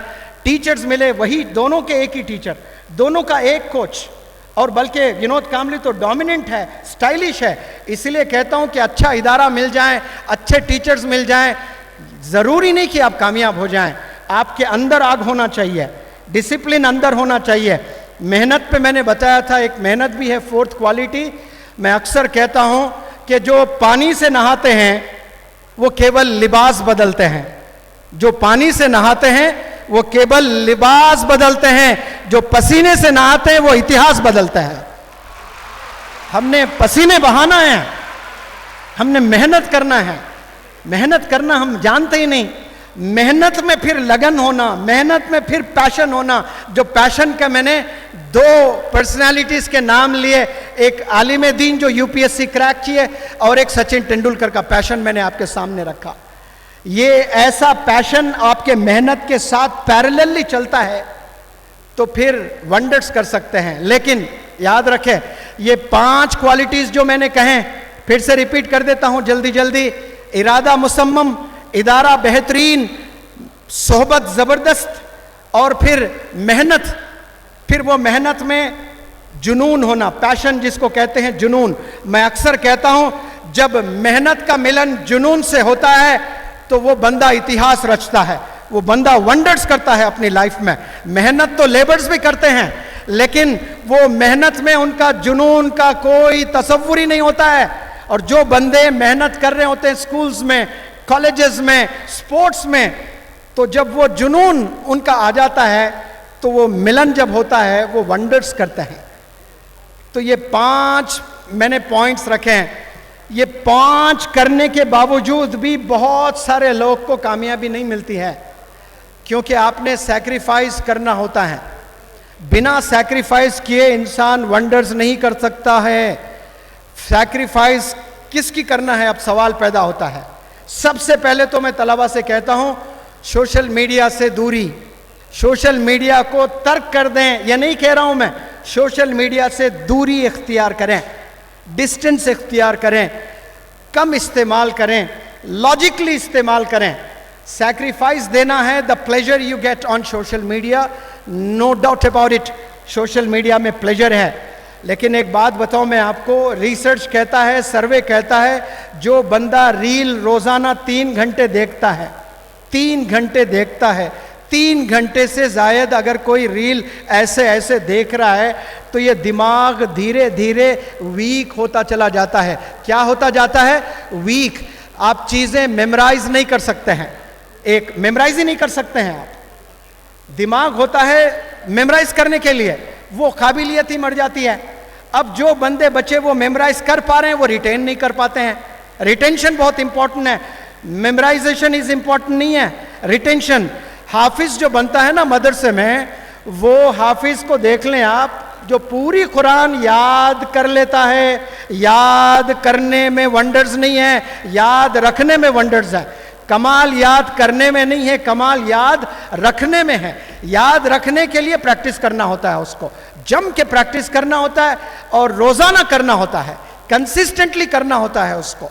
तो मेहनत 5वां पॉइंट बताया मैंने। 6ठा जो मैंने बताया वो सैक्रिफाइस है, वो कुर्बानी देना है। कुर्बानी काहे की देना है? गंदे दोस्तों की कुर्बानी, यानी उनसे दूर रहना है, ड्रग्स से दूर रहना है, ये इश्कबाजी से दूर रहना है। ये इंसान को खोखला बना देता है। और बिलखुसूस जो मोबाइल एडिक्शन है, मेरी बात याद रख लें, ये कैंसर से भी खतरनाक बीमारी है, ये कैंसर से भी खतरनाक बीमारी है। कैंसर की दवाएं तो आ रहे हैं, कीमोथेरेपी से बहुत सारे लोग रिकवरी तो कर रहे हैं, लेकिन मोबाइल एडिक्शन में जो 6-6 घंटे 8-8 घंटे, एक स्टूडेंट मेरे पास आया, वालिद लेकर आया पढ़ाने। मेरे वर्कशॉप्स होते हैं रिजॉर्ट्स में, होटल्स में, 20-20, 22-22 स्टेट से बच्चे बच्चियां आकर मेरे पास तालीम हासिल करते हैं। 1 महीने की रेसिडेंशियल पर्सनालिटी डेवलपमेंट वर्कशॉप होता है। 48 आवर्स में 1 घंटे के लिए फ़ोन देता हूं, 48 आवर्स में 1 घंटा। बच्चे इतना फोकस करते हैं पढ़ाई में, फ्रेश महसूस करते हैं अपने आप को। और जो बंदा मोबाइल 3 घंटे देखता है रोज़ाना, रिसर्च ये कहता है कि उसका दिमाग वीक हो जाएगा, वो मेमोराइज नहीं कर सकता है। अगर मेहनत करके वो मेमोराइज भी कर रहा है, रिटेन नहीं कर सकता है। रिटेन करना मतलब, मेमोरी 2 तरह की होती है, एक टेम्पररी और एक परमानेंट। जो भी चीज़ आप पढ़ते हो वो टेम्पररी मेमोरी में पहले जाती है, और बच्चे समझते हैं मुझे आ गया, ये चैप्टर मुझे समझ में आ गया, और वो धीरे धीरे धीरे फेड होते जाता है टेम्पररी मेमोरी से। फॉर एग्जाम्पल, बच्चों को मैं समझाता हूँ, आपने मज़ेदार बिरयानी आपकी अम्मी ने बनाई, बनाने के लिए पूरे सॉलिड 4 घंटे लगे हैं, और बनाकर रख दिया, कुछ नहीं किया। अब बिगड़ने के लिए कुछ करने की ज़रूरत नहीं है, 12 घंटे के बाद खोलें, मज़ा चेंज हो जाएगा। अगर समर का महीना है, 12 घंटे के बाद देखें, बिरयानी तबाह हो जाएगी। तबाह करने के लिए मेहनत की ज़रूरत नहीं है, बनाकर छोड़ दें, वो खुद ब खुद बिरयानी ख़राब हो जाएगी। लेकिन बनाने के लिए आप कुर्सी पर बैठने से नहीं बनती है, आपने मेहनत करना होता है। इसीलिए मैं तमाम तलबा से कहता हूँ, बनना बहुत मुश्किल है, बिगड़ना बहुत आसान है। आज 70% बच्चे बिगड़ रहे हैं, बिगाड़ की तरफ जा रहे हैं। 70% of the boys and girls ये बिगाड़ की तरफ। तो मैं अर्ज़ कर रहा था कि एक लड़का मेरे पास आया, 8th स्टैंडर्ड का बच्चा है, वालिद रो रो कर एडमिशन करवाया और कह रहा, सर मेरे बच्चे को बीमारी है मोबाइल एडिक्शन की। मैंने पूछा, रोज़ कितने घंटे आपका बच्चा मोबाइल देखता है, इसका स्क्रीन टाइम क्या है? तो वालिद कह रहा है ये 17 घंटे देखता है दिन में। कितने? 17 घंटे। विजन चले जाएगा, उसकी आई साइट पर असर होगा, दिमाग कुंद लोहा जैसा हो जाएगा, कुछ भी नहीं समझ पाए। उसको आप 12 + 23 बोले, वो हिसाब नहीं दे पाएगा, वो कुंद हो जाएगा, वीक हो जाएगा। ये दिमाग अजीब चीज़ है, जितना इस्तेमाल करो उतना शार्प होता जाएगा, जितना उसको हाल पर छोड़ दें वो ख़राब होता जाएगा। एक्शन होना दिमाग पर ज़रूरी है। इसलिए कहते हैं, देखिए कि जो पानी होता, ठहरा हुआ पानी, वो बदबूदार हो जाता है, वो ख़राब हो जाता है। रुका हुआ पानी हमेशा ख़राब हो जाता है, उससे गुस्ल भी नहीं कर सकते आप। जो पानी बहता है उससे आप गुस्ल कर सकते हैं, क्योंकि उसमें हरकत है, वो एक्शन कर रहा है पानी। तो एक्शन बहुत इंपॉर्टेंट है। बच्चे कुछ नहीं कर रहे होते हैं, बस बैठकर आंख का इस्तेमाल कर रहे हैं, दिमाग का नहीं कर रहे हैं। जब कोई बंदा मोबाइल देख रहा होता है 4 घंटे रातों में रील्स देख रहा होता है, तो वो 4 घंटे अपने आंख का इस्तेमाल कर रहा है, ब्रेन का नहीं कर रहा है। वो ब्रेन मरते जा रहा है। एक वीडियो मैंने रिलीज की थी यूट्यूब पर, जाकर आप brain dead Munawar Zama motivational speech सुने जरूर। ब्रेन डेड, बच्चे जो स्कूल जा रहे हैं ना आज, वो डेड ब्रेन लेकर जा रहे हैं। क्यों? 6 घंटे रात में 9 से 12, 1, 2 तक मोबाइल, फिर सुबह 7 बजे वो स्कूल जा रहा है, और वो स्कूल में बैठता है तो मुर्दा जैसा बैठ रहा है, कुछ भी उसके दिमाग में बात नहीं उतर रही होती है। इसलिए सैक्रिफाइस करना ये निशानी है कामयाब होने की। और ये याद रखें, आदम अलैहिस्सलाम से लेकर प्रॉफिट मोहम्मद सल्लल्लाहु अलैहि वसल्लम, ये सब ने खूब कुर्बानियाँ दी हैं, हम सब लोग जानते हैं। तो आपने कुर्बानियाँ देनी काहे कि जितने ख़ानदान में शादियाँ हो रही हैं, जितने मोहल्लों में शादियाँ हो रही हैं, वो सारे जाना ज़रूरी नहीं है। जितने आपके बच्चे जाकर एंजॉय टूर कर रहे हैं, वो टूर्स पर जाना ज़रूरी नहीं है। बाद में आप वर्ल्ड टूर कर सकते हैं। अब मैं डॉक्टर खदीर साहब के साथ आया हूँ, ये पूरा वर्ल्ड टूर कर रहे हैं। क्या कर रहे हैं? एस्टेब्लिश करते जा रहे हैं, स्कूल्स, कॉलेजेस, दुनिया को भी एक्सप्लोर कर रहे हैं, नए नए चीज़ें भी देख रहे हैं, और माशाल्लाह बच्चों को एजुकेट भी कर रहे हैं। पूरी दुनिया घूम सकते हैं आप CEO बनकर, आप कोई कंपनी के मैनेजिंग डायरेक्टर बनकर आप दुनिया पूरा घूम सकते हैं। तब एंजॉय करें, अब फुल एंजॉय करने के लिए नहीं है।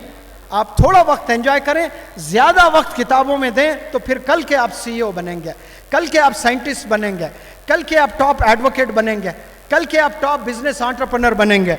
हैदराबाद का एक लड़का हैदराबाद पब्लिक स्कूल में तालीम हासिल किया, आज उसका पैकेज सुने सब लोग, आज उसका पैकेज सालाना 500 करोड़ है। साल में 500 करोड़ कमाता है। हैदराबाद से पढ़ा हुआ बच्चा। माइक्रोसॉफ्ट का CEO है सत्या नडेला, सब जानते हैं। सुंदर पिचाई चेन्नई का बंदा है, 1000 करोड़ एक साल में बनाता है। चेन्नई का बंदा सुंदर पिचाई किसका CEO है? गूगल का CEO है। तो ये हमारे ही इंडिया से पढ़े हुए बच्चे हैं, कितना कामयाब हुए हैं। तो कुर्बानियाँ दिए हैं जवानी में, तब जाकर कामयाब हुए हैं।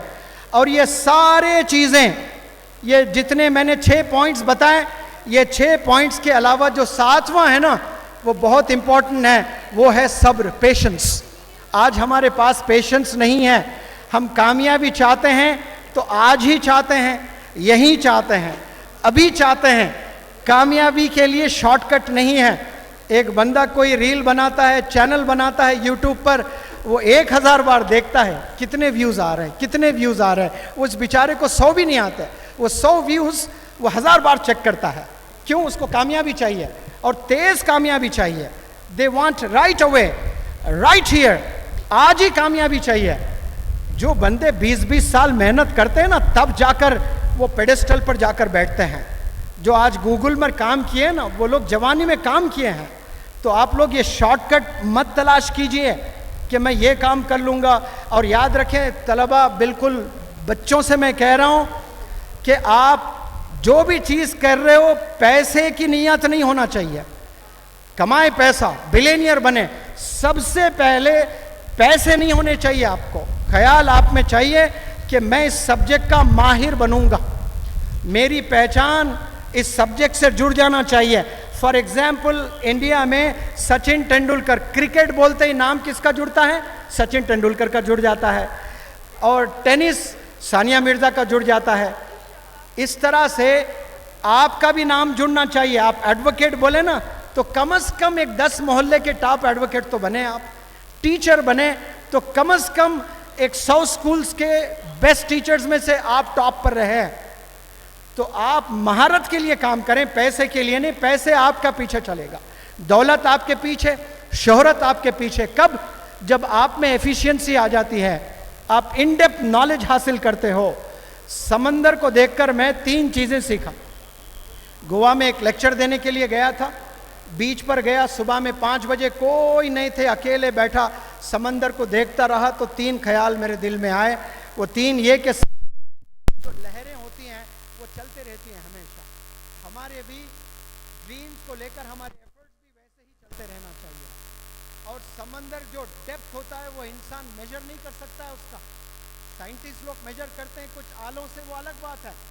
लेकिन हर कोई इंसान के लिए ये मुमकिन नहीं है कि समंदर की तह तक का डेप्थ निकालें और बताएं कितना डेप्थ है। तो वो डेप्थ से हमें सीखना चाहिए, इन डेप्थ नॉलेज हासिल करना चाहिए। This is the beauty of education. ऐसे टीचर्स जिनकी सैलरी 10-10 हज़ार रुपए हैं, लेकिन आपको पढ़ाकर 10th में आपको डिस्टिंक्शन से पास किए, आज वो बूढ़े हो गए, आज इलाज के पैसे नहीं हैं। आपको जो स्कूल में मैथ पढ़ाते हैं और जब आप इंजीनियर बन जाते हैं और वो टीचर के इलाज के पैसे नहीं होते हैं, आपने जाकर उसका इलाज कराना, इसे एजुकेशन कहते हैं। आपके घर में जो सर्वेंट होता है, जो रोज खाना बनाकर खिलाता है, आपके बिस्तर को साफ करता है, आपके फर्श को साफ करता है, या आपकी अम्मी नहीं झाड़ रही होती है, वो काम वाले कर रहे होते हैं। जब अल्लाह ने आपको दौलत देते हैं ना, कामयाब करके, उनका ख्याल करना है आपने। एक दिन मुझे ख्याल आया, तो मेरे घर में जो काम करती है उसका बच्चा और मेरे भांजे, एक मोहल्ले में दीवाना बच्चा था, हम सब एक तरह का ईद का ड्रेस पहने। एक कौन? मेरे घर की जो काम वाली है, वो काम वाली का जो बच्चा है वो, और मैं, जिन्हें दुनिया मुझे इंटरनेशनल ट्रेनर कहती है, और वो इंटरनेशनल ट्रेनर के घर में जो काम वाली है, वो काम वाली का जो बच्चा है वो बिल्कुल काला अगली सा चेहरा है। रमज़ान के ईद पर मेरा सेम कुर्ता है, उस बच्चे का भी सेम कुर्ता है, और मोहल्ले में एक दीवाना है जिसको कोई करीब नहीं आने देते, उस बंदे को भी मैंने वही जोड़ा इसलिए बनाया। रोज़े क़यामत में आप सल्लल्लाहु अलैहि वसल्लम को मैं कहूँगा इंशाअल्लाह, आपने कहा था या रसूल अल्लाह, जो आपके लिए पसंद करते हो तुम दूसरों के लिए भी वही पसंद करो। एक दफ़ा मैंने ज़रूर किया था, और वो भी साल के बेहतर दिन किया था, मैं ईद पर किया था या रसूल अल्लाह। इस चीज़ को लेकर आप मेरी सिफारिश कर दें। तो ये चीज़ होना, इसको एजुकेशन बोलते हैं। आप छोटे नहीं हो जाते हैं। आप जो पहनते हो वो आप एक गरीब को पहनाते हो, तो आप छोटे नहीं हो जाएंगे, आप बड़े होंगे इंशाअल्लाह। अल्लाह सुब्हानो तआला वैसे ही आपको बुलंदी पर ले जाएगा। एजुकेशन के हम लोग को डेफिनेशंस नहीं पता हैं। जो रोज़ बंदे स्कूल्स जाते हैं, रोज़ बंदे कॉलेज जाते हैं, ऑफिस के लिए कितने बंदे जाते हैं माँ बाप कमाने के लिए अपने बच्चों के लिए। आप देखें 48 डिग्रीज होती हैं, पुलिस कांस्टेबल्स खड़े होते हैं आपको रास्ता देने के लिए। ये जब चीफ मिनिस्टर साहब यहाँ आ रहे हैं, उनका तो अलग प्रोटोकॉल होता है, पूरा रास्ता साफ होता है। लेकिन याद रखें, जो रोज़ करोड़ों हिंदुस्तान में सड़कों पर चल रहे होते हैं, उनका रास्ता कौन बना रहे होते हैं? ये पुलिस कांस्टेबल्स बना रहे होते हैं। धूप में खड़े होकर मैं सलाम करता हूँ इंडियन पुलिस को कि स्कूल के बच्चों के लिए रास्ता बना रहे होते हैं। कोई ऑटो रुक जाता है तो कांस्टेबल वो ऑटो ढकल रहा होता है, नौकर बन जाता है आपका, तो उनको कोई कदर नहीं होती है। स्कूल के बच्चे, आज से बेंगलुरु के ये बच्चे जब स्कूल से जा रहे होते हैं, स्कूल से वापस आ रहे होते हैं, कोई भी आपको पुलिस कांस्टेबल नज़र आता है, आपने सलूट करना है। इंशाल्लाह करेंगे आप लोग।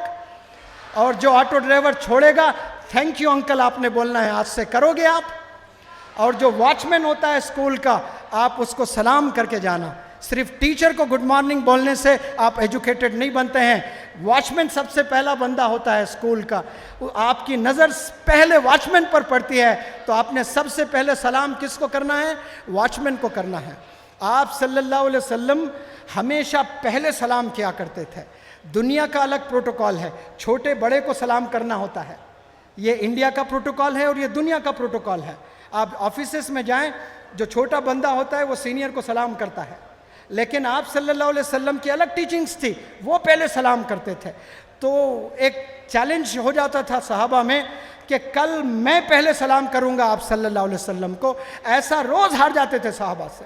प्रॉफिट मोहम्मद सल्लल्लाहु अलैहि वसल्लम कभी सलाम करने नहीं दिए किसी को, वो छोटे हों, वो गरीब हों, वो बड़े हों, वो सबको सलाम करते थे, वो सबकी इज्जत करते थे। इसी तरह हमने भी सबको सलाम करना है, सबको विश करना है। वो वॉचमैन क्यों ना हो, वो ऑटो ड्राइवर क्यों ना हो, वो घर का सर्वेंट क्यों ना हो, ये चीज़ें हम करेंगे तो एक मजबूत भारत हम बना सकते हैं, एक एजुकेटेड नेशन हम लोग बना सकते हैं। और बहुत इम्पॉर्टेंट बात रखता हूँ मैं तलबा के लिए, possibly this could be the last message of my talk. आप कुछ भी बनना चाहें लाइफ में, आप एडवोकेट बनना चाहें, आप डॉक्टर बनना चाहें, आप इंजीनियर बनना चाहें, आप टीचर बनना चाहें, आप साइंटिस्ट बनना चाहें, याद रखें जिस बंदे की मैथमेटिक्स 6th स्टैंडर्ड से लेकर 10th स्टैंडर्ड तक अच्छी होती है, वो बंदा क्रिएटिव होता है, क्रिएटिव होता है, वो इनोवेटिव होता है। आपने डॉक्टर बनना है तो आप नीट करोगे, मैथ से दूर हो जाओगे। आप नीट में अच्छे नंबरात लेकर MBBS कोर्स आप करके आप डॉक्टर बन जाओगे, कैबिन कन्फाइंड डॉक्टर रहेंगे, आप एक ही कैबिन में बैठकर इलाज करते रहेंगे। लेकिन जिस बंदे की मैथमेटिक्स 6 से लेकर 10th तक ज़बरदस्त है, बेहतरीन मैथ है उसकी, और वो बनना चाह रहा डॉक्टर, वो इंजीनियर नहीं बनना चाह रहा है। अब वो बंदा डॉक्टर बनना चाह रहा है, इंजीनियर नहीं बनना चाह रहा है, लेकिन उसकी मैथ में एक्सपर्टीज है, तो वो कैबिन कन्फाइंड डॉक्टर नहीं बनेगा, वो MBBS कोर्स कर लेगा, वो नीट में ज़बरदस्त मार्क्स ले आएगा, दिल्ली एम्स में भी करेगा, बेहतरीन कॉलेज से वो MBBS कोर्स करेगा, लेकिन वो कैबिन में बैठा हुआ नज़र नहीं आएगा आपको, वो पूरा हॉस्पिटल एस्टैब्लिश करेगा, वो हॉस्पिटल का ओनर बनेगा। क्यों? उसके पास क्रिएटिविटी होती है, कैलकुलेशंस होते हैं उसके पास में। इसलिए मैं तलबा से कहता हूँ, मैथ से कोई भी बंदा दूर नहीं होना चाहिए। जितने बिलेनियर्स हैं उसमें 70% IIT बैकग्राउंड से हैं। मैथ में वो लोग वंडर्स किया करते थे अपने स्कूल के ज़माने में। रिसर्च कहता है 65% जो UPSC क्लियर करते हैं, मैं फिर से कहता हूँ, जो ब्यूरोक्रेट्स बनते हैं, उसमें टाइम्स ऑफ इंडिया में एक आर्टिकल छपा, ये सर्वे बताता है कि 65% इंजीनियरिंग बैकग्राउंड के बंदे होते हैं जो UPSC एग्जाम क्लियर करते हैं। मैथ का क्या ताल्लुक है भाई UPSC से? बंदा क्रिएटिव बनता है, दिमाग क्रिएटिव हो जाता है, दिमाग कैलकुलेशंस करना शुरू करता है। आज हमें सिर्फ 3 दें, 79 + 83 + 249, बगैर कैलकुलेटर के हम बोल ही नहीं सकते। क्यों? दिमाग का इस्तेमाल ही नहीं किया हमने, लॉजिक नहीं है। लॉजिकल बनता है, जिसकी मैथ अच्छी होती है वो बंदा लॉजिकल बनता है। पेरेंट्स अगर मुझे सुन रहे हैं, आप पैसा खूब लगाइए, 6th स्टैंडर्ड से मैथ अच्छी होना चाहिए। आपके मोहल्ले का, आपके गांव का बेस्ट मैथ टीचर अगर महीना 2000 ले रहा है, मेरी बात को लिख लें, वो 2000 महीना सिर्फ मैथ के लिए दें, कल वो टॉप का IIT में जाएगा इंशाअल्लाह। और जो IITs में जाते हैं, जो MBAs करते हैं, वो बंदों की सैलरी 3-3, 5-5 लाख रुपए होती है। बाकी बंदे देखें, वो 20-25 हज़ार में सेटल होना होता है उनको। इसलिए तमाम स्टूडेंट से भी मैं अपील करता हूँ, आप डॉक्टर बनने के चक्कर में अपनी मैथ को वीक मत कीजिए। मुझे तो एडवोकेट बनना है, तो एडवोकेट बनने के चक्कर में आप अपनी मैथ को वीक मत कीजिए।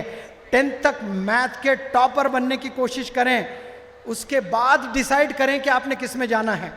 मैथ बहुत खूबसूरत सब्जेक्ट, मैं मैथ टीचर नहीं हूँ, मैं तो इंग्लिश टीचर हूँ, मैं पर्सनालिटी डेवलपमेंट के लेक्चर्स देता हूँ, लेकिन मैं मैथ पर जोर क्यों दे रहा हूँ आपको? मैंने पढ़ा है उस ताल्लुक से। दुनिया के जो CEOs हैं, जो मल्टीनेशनल कंपनीज चलाते हैं, वो मैथ बैकग्राउंड से हैं, वो इंजीनियरिंग बैकग्राउंड से हैं। आप मैथ के करीब हो जाएं, बेहतर से बेहतर टीचर से ट्यूशन क्लासेस लेना शुरू करें। एक दफ़ा 6th से 10th तक आपकी मैथ अच्छी हो गई, आप क्रिएटिव बनोगे, आप लॉजिकल बनोगे, आप कॉन्फिडेंट बनोगे। और जो बंदे लॉजिकल होते हैं, जो बंदे कॉन्फिडेंट होते हैं, जो बंदे क्रिएटिव होते हैं, दुनिया उनकी हो जाती है। बहुत से बच्चों को मैंने देखा, हत्ता के करियर काउंसलर्स भी गलत काउंसलिंग करते हैं, गलत राय दे देते हैं। क्या बनना है बेटा? मुझे एडवोकेट बनना है। क्या बनना है? मुझे अकाउंटेंट बनना है।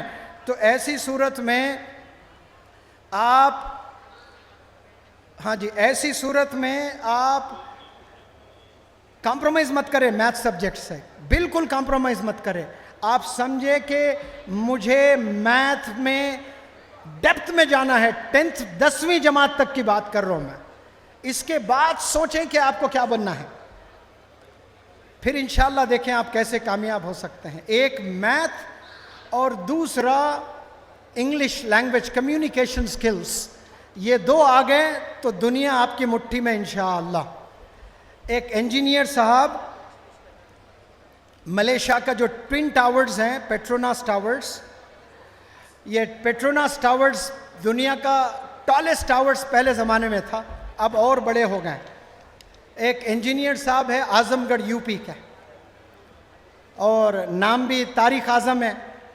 वो चेन्नई से, वो छोटे गांव के मदरसे में तालीम हासिल किया करते थे। वो कहते थे कि मुझे इश्क हो गया जब मैं स्कूल में था। वो मुझसे बता रहे थे, मैं वहाँ वर्कशॉप करने गया था, जमा साहब मुझे बचपन में ही इश्क हो गया था मैथमेटिक्स से। इतना मज़ा आता था। हम क्रिकेट खेलने जाते थे तो क्रिकेट भी बड़ा शौक़ था मेरा। तो जब मैं क्रिकेट खेल कर आउट हो जाता तो दूसरे जो क्रिकेट खेल रहे होते थे हमारे टीम के, मैं वो देखता नहीं था, मैं वहाँ बैठकर मैथमेटिक्स किया करता था। तो वो क्या बना जाकर बंदा, चेन्नई में आईआईटी किया, और वो जो पेट्रोनास टावर्स बनाए उसमें कई सारे इंजीनियर्स का कंट्रीब्यूशन है, और उसमें ये तारिक आज़म साहब का भी कंट्रीब्यूशन है। आपका इश्क था, इंडिया के एक इंजीनियर का कंट्रीब्यूशन था वर्ल्ड के टॉलेस्ट टावर बनाने के लिए। क्यों हुआ है? आपने सैक्रिफाइस भी किया है, क्रिकेट भी खेला आपने, लेकिन सबको खेलते हुए नहीं देखा, खुद खेला मज़े के लिए, पैशन था। आउट हो गए, बस आए ग्राउंड में बैठकर, बाकी सब खिलाड़ी मैच देख रहे हैं, तालियां बजा रहे हैं, ये किताब खोलकर मैच पढ़ रहे हैं। तो फिर वो चेन्नई गए, आईआईटी किए, आज टॉप की कंपनी चला रहे हैं मलेशिया में माशाल्लाह। और इंडिया को भूले नहीं, इंडिया में ज़बरदस्त स्कूल्स चला रहे हैं। अब तो नीट में भी रैंक्स आने लगे वहाँ से। तो आपको ये मैं गोल्डन टिप दे रहा हूँ, आपको अब नहीं पता चलेगा बच्चों, 10-15 साल बाद मेरी इस बात को याद रखोगे। जो स्कूल के बच्चे मैथ में एक्सपर्ट हो जाते हैं वो टॉप के डॉक्टर्स बन सकते हैं, वो टॉप के इंजीनियर्स बन सकते हैं, वो टॉप के बिजनेस एंटरप्रेन्योर्स बन सकते हैं। मेरी इस बात को याद रख लें। मैथ रूह है, रूह। अगर आपने एजुकेशन में डेप्थ में जाना है तो मैथमेटिक्स से दूर आपने नहीं होना है, और डिसिप्लिन बहुत ज़रूरी है। डिसिप्लिन में रहकर आपने आगे बढ़ना है। इसके लिए मैंने मिसाल सचिन तेंदुलकर की दी आपको, और डिसिप्लिन में रहकर, और जो जिसके लिए मुझे इंडिया में अलग अलग जगहों पर बुलाया जाता है, मैं पेरेंट्स पर ज़्यादा लेक्चर्स देता हूँ। तो मैं ये एक मैसेज देना ज़रूरी समझता हूँ, प्यारे बच्चों, आप चाहे कितनी भी मेहनत कर लें, अल्लाह के नज़दीक आप फेलियर हैं। आप दुनिया के रिचेस्ट पर्सन बन जाएं, दुनिया के टॉप साइंटिस्ट बन जाएं, दुनिया का टॉप डॉक्टर आप बन जाते हैं, लेकिन अगर आपके वालिदैन आपसे नाराज़ है, वालिदैन आपसे नाराज़ है, तो अल्लाह कहता है मैं भी नाराज़ हूँ। आपको कामयाब होना है तो वालिदैन को राज़ी करके कामयाब होना है। वालिदैन राज़ी तो फिर अल्लाह राज़ी है। इसीलिए बताया जाता है कि माँ के कदमों तले जन्नत है और वालिद जन्नत का दरवाज़ा है। अब बताएं आपकी जन्नत कहाँ है? माँ के कदमों में जन्नत है। आज 12 साल के बच्चे रफ लैंग्वेज गाली देते हैं, मारते हैं। एक 13 साल की लड़की मेरे पास एडमिशन ली, माँ रोते हुए आई, वो उसकी गर्दन टूट गई, ऐसे ही गर्दन है माँ की। मैंने पूछा क्या हुआ आपको? तो रोते हुए बता रही कि मेरी बेटी मेरे सीने पर बैठकर छुरी लेकर मुझे डराते हुए मारी मुझ पर। मोटी सी है लड़की मेरी, वालिद सऊदी में रहता है, अगर फ़ोन आप नहीं दोगी मैं आपका कत्ल कर दूंगी। ये कौन बोल रही है? ये बेटी बोल रही है। किससे कह रही है? अपनी माँ से कह रही है। आज एक नहीं लाखों ऐसे बच्चे हैं जो फ़ोन के लिए अपने माँ बाप पर हाथ उठाते हैं, अपने माँ बाप को गाली देते हैं, अपने माँ बाप को ढकेल देते हैं, गिरा देते हैं। बहुत से ऐसे पेरेंट्स हैं, शर्म के मारे किसी को नहीं बोलते हैं वालिद जाकर के मेरे बेटे ने मुझे मारा है। मैं पर्सनालिटी डेवलपमेंट ट्रेनर बना हूँ, इंग्लिश टीचर से मोटिवेशनल स्पीकर बना हूँ। तो यही रीज़न है। एक दफ़ा डॉक्टर खदीर साहब के इदारे में 2011 में मेरा जाना हुआ था इंग्लिश पढ़ाने के लिए। जब मैं गया तो NRI हॉस्टल से, उस हॉस्टल में गेस्ट हाउस में मुझे रोका गया। तो सामने के कमरे से एक रोने की आवाज़ आई। एक खातून बेतहाशा रो रही थी। मैं बाहर निकल कर देखा तो वो औरत रो रही है। मैंने पूछा, आंटी क्या हुआ आपको, क्यों रो रही हैं? तो उसने बताया, बेटा हम लोग सऊदी अरेबिया से आए हैं, बेटे का एडमिशन करवाने आए हैं शाहीन में, और हम बेटे को कह रहे हैं 2 साल सब्र कर ले बेटा, उसके बाद हम आपको फ़ोन देंगे, तेरा फ़ोन वापस दे दें, 2 साल के बाद इससे अच्छा फ़ोन दिलाऊंगा। ये बाप बेटे से कह रहा है, दोनों में बहस हुई, बेटा बाप को पंचेस मारा तो बाप गिर गया ज़मीन पर, और माँ को कुछ समझ नहीं आया, रोते हुए बाहर आई। फिर मैं सोचा कि ये मैं इंग्लिश पढ़ाकर क्या दे रहा हूँ, मुझे इंग्लिश से हटकर मुझे पर्सनालिटी डेवलपमेंट में भी आना चाहिए। तब मैंने तय कर लिया सिर्फ इंग्लिश नहीं पढ़ाना है, मुझे कैरेक्टर भी डेवलप करना है। इस काम को लेकर मैं पूरे भारत देश में घूम रहा हूँ। 22 स्टेट्स में मैंने वर्कशॉप्स कंडक्ट किए हैं, और मैं वादा करता हूँ इंशाअल्लाह ये दरस कुरान, ये जो एकेडमी बनी है, कैंपस बना है दारुल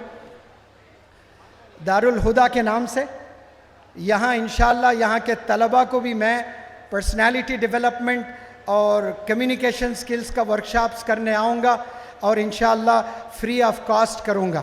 जज़ाकुमुल्लाहु खैर, thank you so very much. उम्मीद करता हूँ कि पेरेंट्स सब, बिलखुसूस बच्चे जो मेरे बातें सुने हैं वो अमल ज़रूर करेंगे। Love you all, thank you so much.